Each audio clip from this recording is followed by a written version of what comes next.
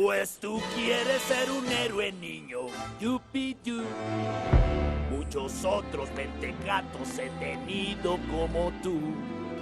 Todos fueron buenos para nada y para eso no hay pomada. Basta ya de excusas, pues no tengo dudas. Si me lo pidió el hijo de Zeus, responderé 2 palabras. Está bien. ¿Entonces aceptas? Tú Eso, ganas. no te arrepentirás, Phil. ¡Oh, Dios! ¿Cuándo empezamos? ¿Empezamos ya? Cuando quieras.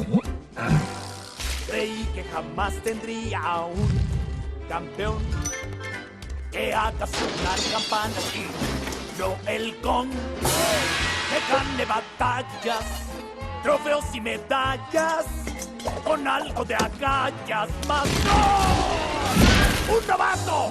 Estoy jubilado, amigo, y sin ambición. El césped cortar me gusta de sol a sol. Me hace falta un maestro muy listo y dispuesto. Un buen comerciante y ¡wow! ¡Ahí va mi úlcera! Mi última esperanza resultas tú. Aunque no has caído del cielo azul. Bastantes fracasos han sido mi cruz.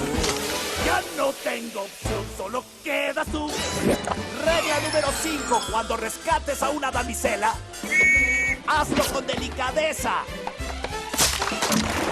¡Oh! Regla 95. Concéntrate. Regla 96. Apunta. Frente a fuerza superior, los envidioses correrán. Las leyendas que tú lees no tienen nada de verdad. Ser héroe sin arte es cosa de vocación. Lo mismo que al pintar, se usa el corazón. No basta ser fuerte, ni es cosa de suerte. Hay que superarse y crecer. ¡Así se hace! Llegó mi última oportunidad. Antes que algún malvado me deje atrás, contigo mis sueños se harán realidad.